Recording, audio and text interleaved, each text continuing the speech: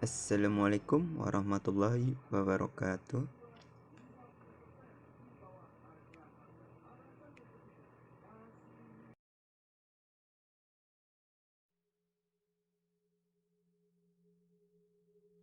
Perkenalkan, nama saya Andi Rizky Pratama dengan NIM 2118036.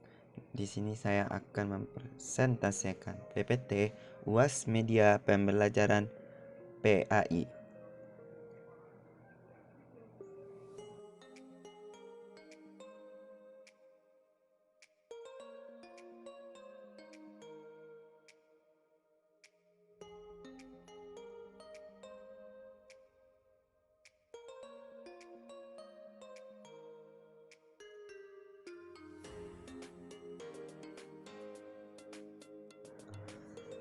Materi pembelajaran kelas 12 semester 1 pada mata pelajaran Sejarah Kebudayaan Islam tingkatan Madrasah Aliyah dan setingkatnya dengan judul Pembaruan dan Modernisasi Dunia Islam. Peta konsep yang dapat kita lihat yaitunya pembaruan dan modernisasi dunia Islam, dan berlanjut pembahasannya latar belakang lahirnya gerakan pembaruan dunia Islam, dan dilanjutkan oleh tokoh-tokoh pembaruan dan modernisasi dunia Islam.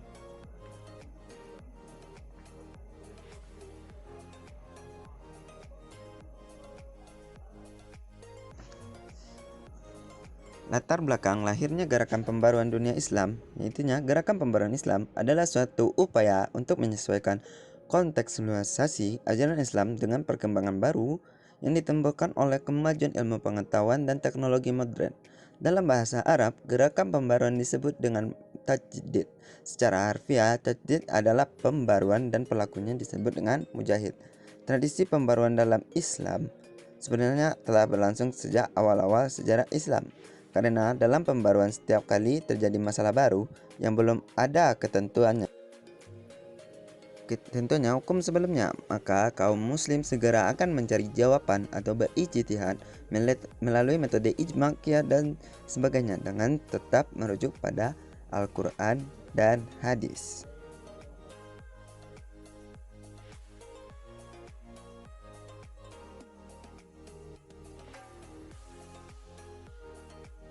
Dalam hal ini, Rasulullah SAW pernah mengisyaratkan sesungguhnya Allah akan mengutus kepada umat ini Islam pada permulaan setiap abad, orangnya yang akan memperbaiki atau memperbarui agamanya.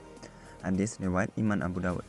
Namun, demikian istilah tajdid atau pembaruan dalam Islam populernya pada abad ke-18 Masehi, tepatnya setelah munculnya kaum pemikir dan gerakan pembaruan Islam di Mesir sebagai imbas dari persaingan politik dan intelektual antara Islam dan dengan dunia barat. Gerakan pembaruan dalam Islam yang oleh beberapa pakar disebut juga gerakan modernisasi atau gerakan reformasi Islam adalah gerakan yang dilakukan untuk menyesuaikan ajaran Islam dengan tatanan dunia baru yang diakibatkan oleh kemajuan ilmu agama. Di antara hal-hal yang mendorong lahirnya gerakan pembaruan dan modernisasi Islam adalah 1. Adanya sifat jumud atau stagnan yang telah membuat umat Islam berhenti berpikir dan berusaha. Selama umat Islam masih bersifat jumud dan tidak mau berpikir, maka mereka tidak mungkin mengalami kemajuan. 2. Persatuan di kalangan umat Islam mulai terpecah belah. Umat Islam tidak akan mengalami kemajuan apabila tidak ada persatuan dan kesatuan yang diikat oleh tali ukhuwah Islamiyah. 3. Hasil adanya kontak yang terjadi antara dunia Islam dan dunia barat. 4. Meski demikian, pembaruan dalam Islam berbeda dengan dunia barat. Dunia barat muncul dengan cara menyingkirkan peran agama dari kehidupan masyarakat, maka pembaruan Islam sebaliknya.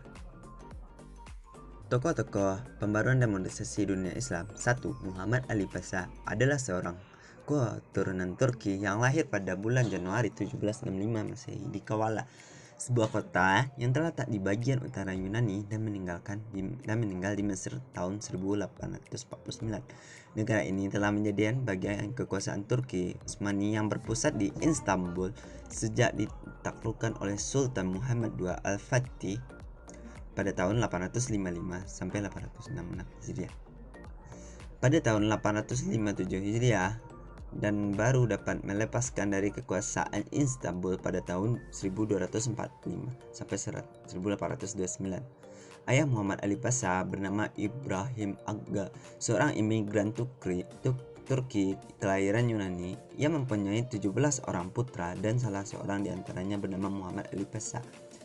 Dia mengadakan pembaruan dalam bidang administrasi dan birokrasi yang dianggap sangat penting pengaruhnya bagi masyarakat Mesir, karena masyarakat perlu dikelompokkan dalam suatu pola budaya, tipe, dan organisasi, sedang dalam bidang pertanian. Muhammad Ali Pasha menyuplai para petani dengan bibit-bibit pertanian, alat pertanian, dan pupuk untuk dikembangkan oleh petani. Hasil pertanian kemudian diperdagangkan dengan keuntungan yang banyak. Adapun sebagian pabrik yang berhasil didirikan antara lain pabrik besi, pabrik gula, dan pabrik kertas. 2. Muhammad Abduh. Muhammad Abduh lahir di Deltaniel yang sekarang masuk dalam wilayah Mesir sejak tahun 1849. Ayahnya bernama Hasan Khairullah, seorang imigran yang berasal dari Turki dan telah lama menetap di Mesir. Adapun sang ibu berkebangsaan Arab yang memiliki garis keturunan dari Khalifah Umar bin Khattab. Kedua orang tua Abdul tinggal di desa Mohalnes setelah berpindah-pindah ke tempat yang banyak. Abdul kecil hingga remaja banyak menekuni pembelajaran membaca dan menulis, dan usia 12 tahun ia sudah mampu menghafal Al-Quran dalam bimbingan langsung sang ayah. Faktor yang mempengaruhi pemikiran Muhammad Abduh adalah faktor sosial, berupa sikap hidup yang dibentuk oleh keluarga dan gurunya, terutama Syekh Darwisi dan Said Jamaluddin Al-Afghani. Yang kedua, faktor kebudayaan, berupa ilmu yang diperoleh selama belajar di sekolah formal, sekaligus mempengaruhi pemikiran Jamaluddin Al-Afghani, serta pengalaman yang ditimpanya dari barat ketika ia diasingkan ke Perancis.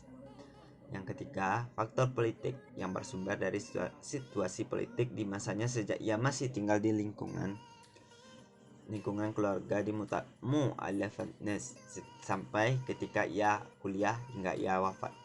Yang keempat, ketiga, faktor di atas merupakan hal-hal yang melatar belakangi lahirnya pemikiran Muhammad Abduh dalam berbagai bidang, baik teologi syariah, pendidikan sosial, politik, hingga kebudayaan. Pemikiran yang paling menonjol adalah terkait pada bidang teologi yang difokuskan pada aspek perbuatan manusia, konsep qada dan qadar, serta sifat-sifat Tuhan.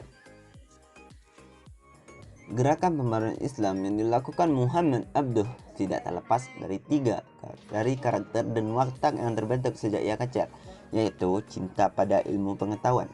Abduh memiliki 3 agenda pembaruan, yaitu purifikasi, reformasi pendidikan Islam, dan berdakwah.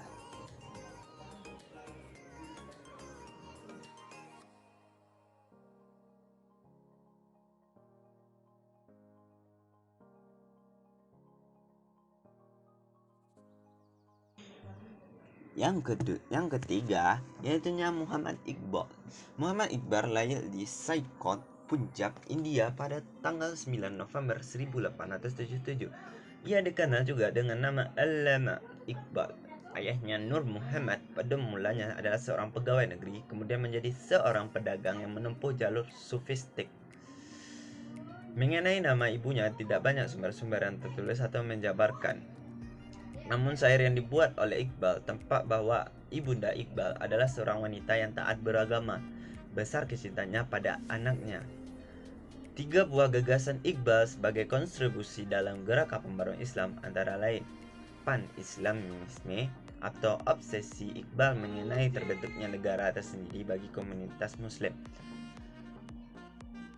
Free personal causality. Respon Iqbal terhadap kemandengan dan kemajuan intelektual umat Islam, termasuk jika komunitas Muslim di India, ia sampaikan melalui pemikiran-pemikiran antara lain tentang ego atau kehendak manusia, kebebasan dan keabadian. Iqbal mengemukakan bahwa adanya kebebasan manusia sebagai dasar adanya penanggung jawaban. Ia memang kehendak sebagai a free personal causality atau hukum sebab akibat, dan kehendak pribadi sosial. Manusia bebas melakukan kehendak, namun ia memerlukan pertanggungjawaban dari pelakunya. Termasuk dalam konsep ini adalah pendapat tentang ijtihad. Bahkan menurut Iqbal, ijtihad merupakan the principle of moment in the structure of Islam. Dengan demikian, dalam konsep ijtihad terdapat pula aspek perubahan. Karena dengan adanya perubahan, itulah ijtihad perlu dilakukan. Bukan hanya ada perubahan, bahkan juga dinamika alam semesta. Dari sinilah Iqbal amat cerdik menemukan ajaran dinamisme yang menetapkan adanya prinsip dinamika hampir pada semua segi, termasuk jatuh bangun suatu umat juga tidak terlepas dari prinsip dinamika ini. Paham dinamisme. Faham inilah yang membuat Iqbal mempunyai kedudukan penting dalam pembaruan di Islam di India. Terapi Iqbal dengan faham dinamika ini amat dapat dilihat dari sudut keminoritasan. 3. Jamaluddin Al-Afghani. Jamaluddin Al-Afghani lahir di Asadabad atau dekat Karnak di distrik Kabul, Afghanistan pada tahun 1839 dan meninggal di Istanbul pada tahun 1867. Al-Afghani berpendapat bahwa kemunduran umat Islam disebabkan antara lain karena umat telah meninggalkan ajaran agama Islam yang sebenarnya. Ajaran qada dan qadar telah merubah menjadi ajaran fatalisme yang menjadikan umat menjadi statis. Sebab lagi adalah perpecahan di kalangan umat Islam itu sendiri. Lemahnya persaudaraan antara umat Islam dan yang lainnya harus kembali kepada ajaran Islam yang benar, mensucikan hati, memuliakan akhlak, berkorbankan untuk kepentingan umat. Pemerintah otoritas harus diubah menjadi demokratis dan persatuan umat Islam harus diwujudkan sehingga umat akan maju sesuai dengan ketentuan zamannya. Ide-ide pembaruan dan pemikiran politik Al-Afghani tentang negara dan sistem pemerintahan akan diuraikan berikut. 1. Bentuk negara dan pemerintahan. Menurut Al-Afghani, Islam mengenai bentuk pemerintahan adalah republik, sebab di dalamnya terdapat kebebasan berpendapat dan kepala negara. 2. Sistem demokrasi. Dalam sistem pemerintahan yang absolut dan otoritas, tidak ada kebebasan berpendapat. Kebebasan hanya dimiliki para remaja kepala negara untuk bertindak tidak diatur oleh undang-undang. Karena itu, Al-Afghani menghendaki agar corak pemerintahan absolut digantikan dengan corak pemerintahan demokratis. Pemerintahan demokratis merupakan salah satu identitas paling khas dari pemerintahan berbentuk republik. 3. Pan-Islamisme atau solidaritas Islam. Al-Afghani menginginkan adanya persatuan umat Islam baik yang negaranya sudah merdeka maupun masih dalam penjajahan bangsa barat. Gagasan ini terkenal dengan sebutan pan-islamisme. Ide besar ini menghendaki terjalannya kerjasama antara negara-negara Islam. Kerjasama itu menurut adanya rasuah pertanggungjawaban. Dengan memahami materi tentang dakwah dan pembaruan atau modernisasi dalam Islam, maka seharusnya kita memiliki sikap sebagai berikut. 1. Sikap saling mengingatkan kepada kebaikan. 2. Senantiasa bersemangat mencari ilmu pengetahuan serta kreatif dan inovatif dalam belajar dan bergaul. 3. Sikap asertif, yaitu mampu bergaul, menyesuaikan diri dan akomodatif dengan siapapun tanpa harus kehilangan jati diri. 4. Jangan berhenti mencoba sesuatu yang baru. 5. Tegas terhadap keadaan yang tidak membawa kemaslahatan bersama.